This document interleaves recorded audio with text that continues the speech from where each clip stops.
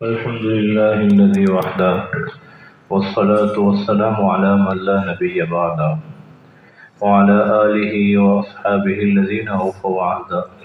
أما بعد، قال النبي صلى الله تعالى عليه وسلم: إن الله لا ينظر إلى صوركم وأعمالكم ولكن ينظر إلى قلوبكم وأعمالكم، أو كما قال عليه الصلاة والسلام. آج ہماری کوشش یہ ہے ہماری صورت اچھی ہو جائے، ہمارے پاس مال زیادہ ہو، ٹیپ ٹاپ ہو. حضور نے فرمایا اللہ نہ تمہاری صورت کو دیکھتے ہیں نہ تمہارے مال کو دیکھتے ہیں. صورت بھی اللہ کی بنائی ہوئی ہے، رنگ کالا ہو گورا ہو، یہ اللہ کا بنایا ہوا ہے، انسان کا اس میں کوئی کمال نہیں ہے. مال کم ہو زیادہ ہو یہ اللہ کی تقسیم ہے، اس میں بندے کا کوئی اختیار نہیں ہے. اللہ کے ہاں نہ اس کی صورت کی کوئی ویلیو ہے نہ اس کے مال کی کوئی ویلیو ہے. اللہ کے ہاں انسان کی جو قیمت لگتی ہے وہ انسان کے دل اور اس کے اعمال سے لگتی ہے. انسان کا دل کیسا ہے اللہ کے ہاں اس پر اس کی قیمت لگے گی. اگر دل میں جو دل کی بیماریاں حضور نے بتائیں، حسد ہے، کینہ ہے، بغض ہے، تکبر ہے، مال کی محبت ہے، مرتبے کی محبت ہے، یہ امراض ہیں، یہ بیمار دل ہے. اللہ کے ہاں اس کی کوئی قدر نہیں ہے. اور اگر دل ان امراض سے پاک ہے تو پھر اللہ کے ہاں اس بندے کی ویلیو ہے، قیمت ہے. حضرت انس رضی اللہ تعالیٰ عنہ فرماتے ہیں میں نے 10 سال نبی کریم صلی اللہ علیہ وسلم کی خدمت کی ہے. اس 10 سالوں میں آپ علیہ السلام کا تربیت کا انداز دیکھیں. میں 10 سالوں میں حضور نے کسی کام کرنے پہ مجھے یہ نہیں فرمایا یہ کام کیوں کیا ہے، اور کسی کام کے نہ کرنے پر یہ نہیں فرمایا یہ کام کیوں نہیں کیا. نہ کبھی مجھے ڈانٹا، نہ کبھی مجھے مارا، نہ کبھی مجھے چھڑکا. اس انداز میں تربیت کی. اور سب سے پہلی نصیحت جو آپ علیہ السلام نے حضرت انس کو کی، ابن عساکر نے بڑی تفصیل سے نقل کی. فرمایا دیکھو انس ہر وقت باوضو رہنا، یہ ہر وقت باوضو رہنا آپ کے کاموں میں برکت کا اور اللہ کی مدد کا ذریعہ بنائے گا. اور اگر آپ سے ہو سکے تو ایسی زندگی گزارو ان تصبح و تمسی ولیس فی قلبک غش لأحد ففعل. ایسی زندگی گزارو، صبح شام ایسی گزرے کسی آدمی کے بارے میں آپ کے دل میں کسی قسم کی کوئی منفی سوچ نہ ہو، کسی قسم کی منفی سوچ نہ ہو. تو ایسی زندگی گزارو. پھر فرمایا وذالک من سنتی، یہ میری سنت ہے، اور جو میری سنت سے محبت کرے گا وہ جنت میں میرے ساتھ ہوگا. حضرت عبداللہ بن عمر بن عاص صحابہ میں عبادات میں اتنے زیادہ مشہور ہیں، روزانہ ایک قرآن مجید ختم کرتے تھے، روزانہ روزہ رکھتے تھے، ساری رات عبادت کرتے تھے. حضور نے فرمایا ان لجسدک علیک حقا وان لأہلک علیک حقا. آپ کے جسم کا، آپ کے گھر والوں کا آپ پر حق ہے، اتنا نہ کریں.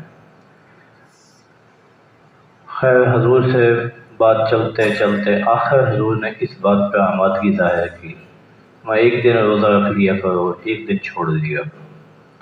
قرآن مجید 7 دن میں ختم کرو، اس سے کم میں ختم نہ کرو. کم سے کم جو مدت مقرر کر دی فرمایا 7 منزلیں ہیں، 7 دن میں قرآن ختم کرو.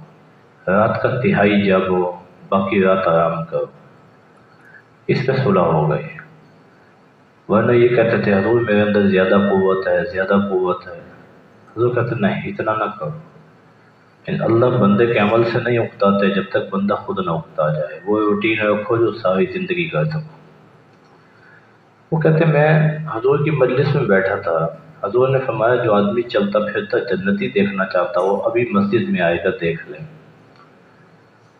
کہتے ایک صحابی داخل ہو گئے، سب نے دیکھ لیا بھی یہی جنتی ہیں، خاموش۔ اگلے دن پھر ایسا ہی ہوا۔ حضور نے فرمایا جس نے چلتا پھرتا جنتی دیکھنا ہو وہ ابھی آئے گا، دیکھ لیں۔ کہنے لگے پھر وہی صحابی آ گئے۔ میں پھر بڑا حیران کہ عبادات میری زیادہ ہیں، حضور ان کے بارے میں 2 دن سے فرما رہے ہیں جنتی ہیں۔ تیسرے دن پھر ایسا ہوا۔ کہتے اب مجھے تعجب ہوا کہ کوئی ایسا عمل یہ کرتے ہیں جو مجھ سے رہ رہا ہے، مجھے بھی وہ کرنا چاہیے۔ میں تیسرے دن جیسے ہی وہ مجلس سے اٹھے میں بھی چلا گیا پیچھے۔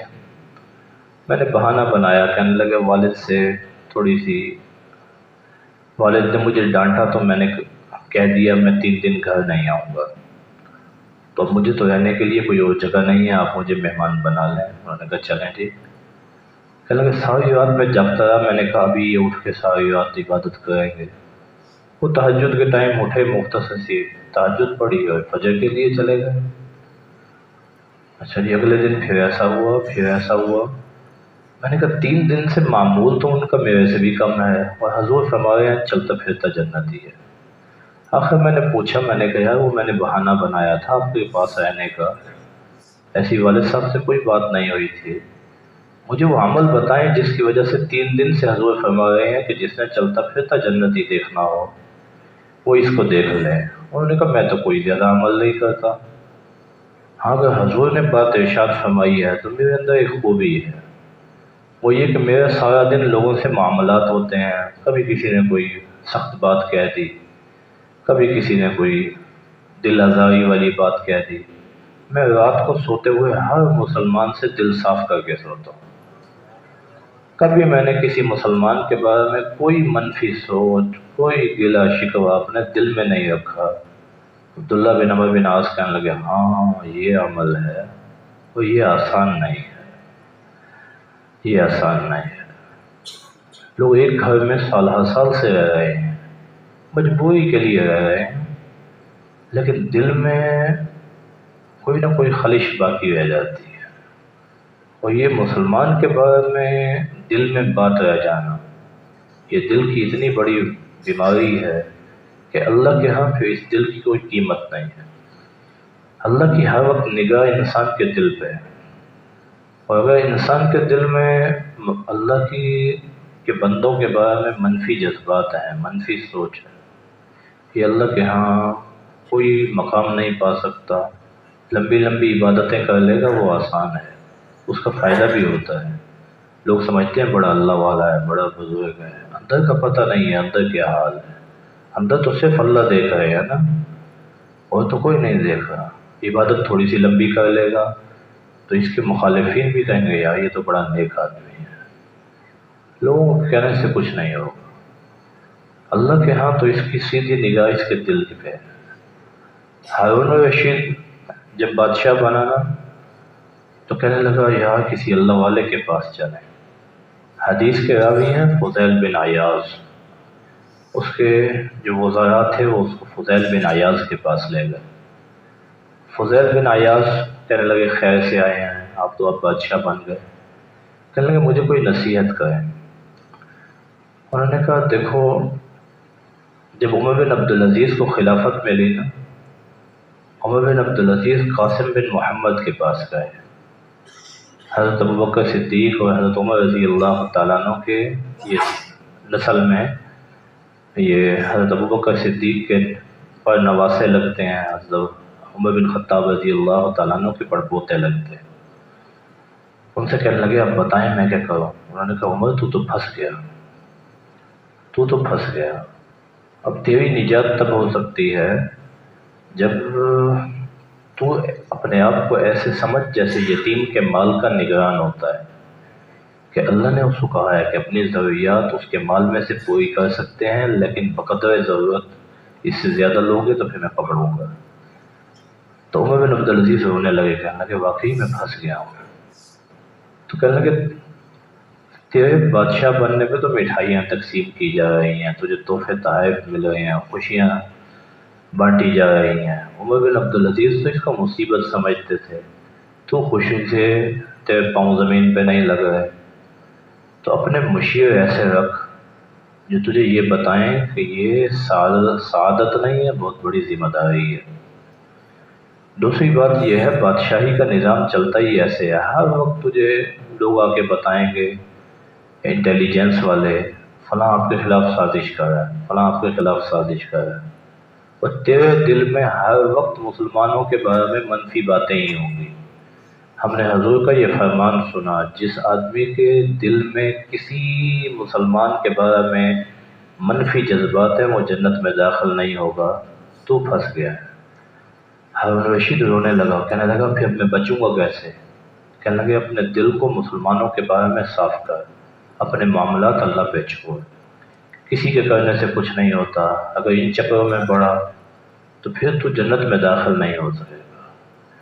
تو یہ جو دل کی صفائی ہے یہ بہت ضروری ہے، بہت ضروری ہے۔ ہمارے ہاں ظاہر کو بنانے پہ توجہ ہے، لباس اچھا ہو، صورت اچھی ہو، رنگ گویا کر لیا جائے، فلاں کر لیا جائے، فلاں کر لیا جائے، جواز کی حد تک جہاں جو جو چیزیں علماء نے جائز لکھی ہیں اس کو اپنانے میں حرج نہیں ہے، لیکن یہ کوئی زیادہ فائدہ نہیں دے گا۔ لوگ کہہ دیں گے اس کی ڈریسنگ اچھی ہے، اس کی شکل اچھی ہے، لیکن اس سے کوئی خاص فرق نہیں پڑنا۔ فرق پڑے گا انسان کا دل کیسا ہے، اس میں کسی کے بارے میں منفی جذبات تو نہیں ہیں، کسی کے بارے میں کینہ بغض تو نہیں ہے، حسد تو نہیں ہے۔ یہ امراض جب تک دل سے نہیں نکلیں گے تب تک انسان کا اللہ کے ہاں کوئی مقام نہیں ہے۔ اللہ ان باتوں کی سمجھ عطا فرمائے، اللہ اپنے دل پر محنت کرنے کی توفیق عطا فرمائے۔ آخر دعوانا الحمدللہ رب العالمین۔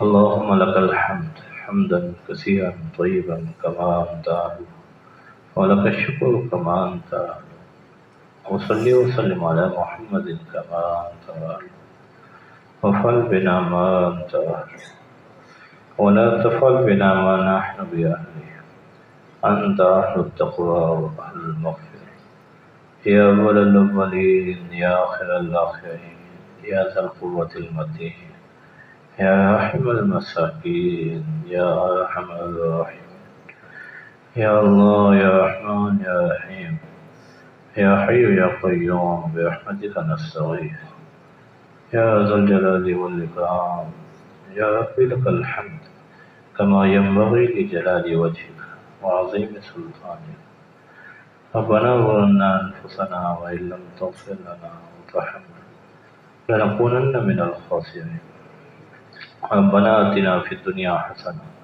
وفي الآخرة حسنة وقنا عذاب النار وقنا عذاب القبر وقنا عذاب الحشر وقنا عذاب الميزان، اللهم إنا نسألك موجبات رحمتك وعزائم مغفرتك والغنيمة من كل بر والسلامة من كل إثم، اللهم لا تدع لنا ذنبا إلا غفرته ولا هما إلا فرجته ولا زورا إلا كشفته ولا دينا علينا إلا قضيته ولا مريضا إلا شفيته ولا حاجة من حوائج الدنيا والآخرة هي لك رضا إلا قضيتها يا أرحم الراحمين، اللهم إنا نعوذ بك من جهد البلاء ودرك الشقاء وسوء القضاء وشماتة الأعداء، صلى الله تعالى على خير خلق محمد وعلى آله